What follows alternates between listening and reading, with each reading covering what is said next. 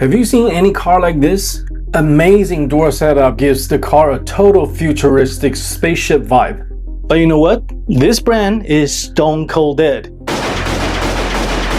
In China's brutal EV market, survival isn't a corporate milestone, it's a straight up miracle. For every giant like BYD, Jidu, and Chery that successfully invades global market, 10 other EV brands are buried alive by the overheated competition in the domestic market. Just a few years ago, there were over 300 registered EV brands in China. Now, half of them are completely erased from public memory. Today, we're digging up the graves of the coolest, craziest, and most hyped car companies that burn through mountains of cash and went completely and catastrophically bankrupt. Let's see where the money went. Our first stone cold corpse is the ultimate cyber luxury flex, HiPhi. The Chinese name is Gaohe. While Tesla was trying to cut the cost and make cars simpler, HiPhi went completely mental. Their flagship models cost up to $120,000. We're talking robotic, split gull-wing doors that open in 6 different ways, programmable headlights that could project a movie onto a wall, and cockpit that felt like a spaceship. It was supposed to be the Chinese Lamborghini of the electric age. But let's be real, how many people have 120 grand to spend on an unproven startup? Their production costs were sky high, their target market was tiny, and under all the flashy sci-fi gloss, they lacked core, proprietary battery technology. In early 2024, the cash ran out and HiPhi announced a 6-month production freeze. Imagine paying $120,000 for a futuristic luxury car and suddenly the company goes bust. If the robotic gull-wing doors on your HiPhi glitch out today, you can't even get into your car. But credit where credit is due. At least HiPhi's founder Ding Lei didn't flee like some motherfucker. He actually stayed. But what happened next is easily the most surreal moment in automotive history. Instead of engineering a miracle or begging Wall Street, HiPhi's solution was turn their executive team into a live stream team on Chinese TikTok, Douyin. I'm not kidding. The project directors literally started a daily live stream, selling organic steaks, milk, and groceries directly to fans, promising that every steak sale keeps HiPhi alive for another second. It's a tragic, comedic spectacle. A tech genius who wanted to defeat Tesla reduced to selling frozen meat on a smartphone screen. Spoiler alert, it didn't work. The sci-fi dream died on a live streaming cooking show. There are no corporate repair shops left. These $120,000 sci-fi spaceships are now completely dependent on a sketchy ghost aftermarket, where owners have to hunt down third-party mechanics and scavenge parts from salvaged wrecks just to keep their spaceship moving. The second corpse is a $30,000 zombie car, WM Motor. The Chinese name is Weima. Back in 2018, these guys were corporate royalty. They were hailed as one of the 4 kings of China's EV startups, right alongside NIO, XPeng, and Li Auto that I mentioned in my previous videos, who are still alive and kicking. They had the ultimate backing, billions of dollars in state subsidies and massive tech integration from Baidu, China's Google. Their pitch? We make affordable premium smart SUVs for the masses. For a minute, it worked. They were selling tens of thousands of cars. But then, the brutal Chinese EV price war started. WM's management completely panicked, burned through their cash reserves trying to match BYD's insane discounts, and the factory line suddenly froze. When WM went bankrupt, they didn't just close their office doors, they shut down their cloud service. Imagine waking up, walking into your 30,000 smart SUV, and realizing you're locked out.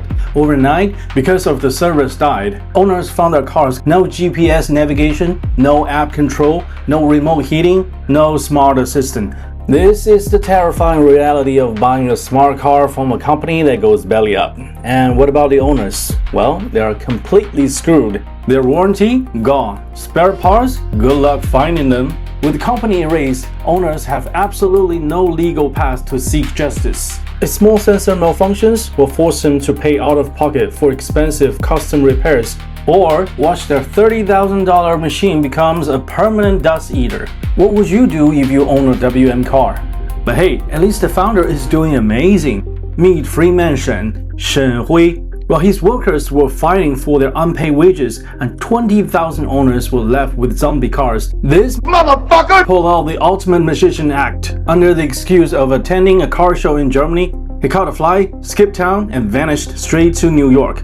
Reports show that he shifted his family and a massive chunk of cash to the US long before the collapse. Today, he's living his best life in America, eating Wagyu steak, completely immune to the chaos he left behind. Classic capitalist. The third corpse is the king who starved to death, NETA. The Chinese name is NETA, and NETA is a god in Chinese mythology who was reborn from lotus. But NETA is not NETA god. In 2022, NETA did the unthinkable. They shocked the entire automotive industry by beating NIO, XPeng, and Li Auto to become the #1 selling EV startup in China. They were the undisputed volume king. So how does the #1 selling brand go bankrupt? Simple. They forgot how to make a profit.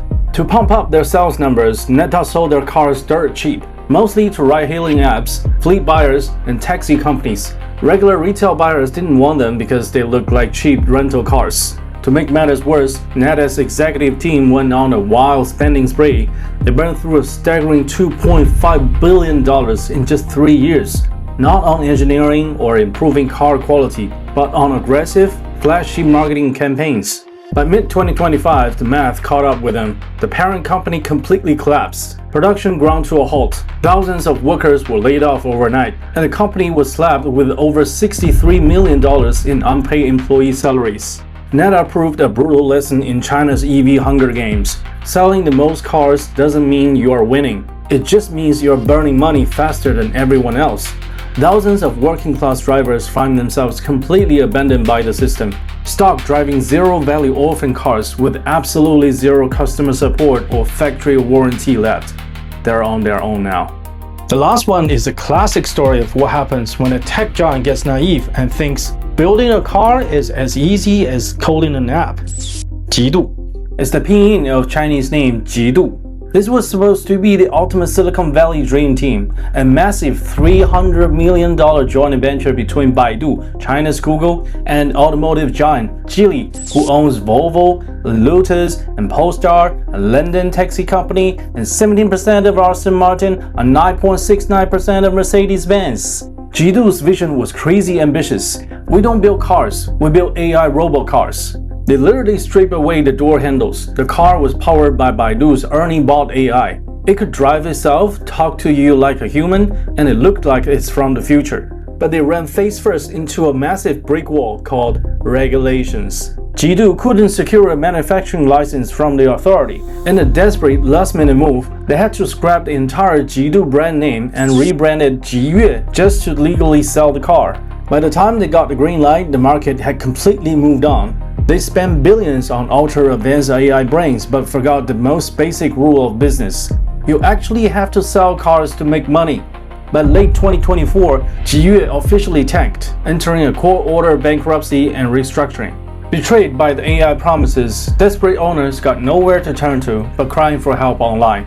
Angry employees blocked the CEO in his office, not only asking for their salaries, but also asking the CEO to surrender his passport so he cannot flee to other countries like WM CEO Shen Hui. How ironic. Years ago, billions in subsidy kickstarted Chinese EV industry gold rush. Anyone with a PowerPoint presentation could start an EV brand. As technology matured, cutting blood transfusion and starve out the low-quality copycats completely eliminate those short-sighted people who only look for loopholes to make quick money. Elimination match started survival of the fittest gladiator arena. Personally, I hope one company I mentioned in my previous episode could survive and grow big. Which company is that? Go watch this video. So is Chinese EV graveyard full? No, it's expanding, and the EV war in China is far from over. Legacy automakers in Germany, America, and Japan are about to face the gladiators who literally crawl out of mountains of corporate corpse. They will be challenged on a level they have never expected before. Car intelligence. I can smell the fear across the globe. Hit like button, subscribe, and ring the bell so you get notified for the upcoming video about Chinese EV autopilot competition. This is China Inside. I'm Sean. Thank you for watching. I'll see you in the next arena.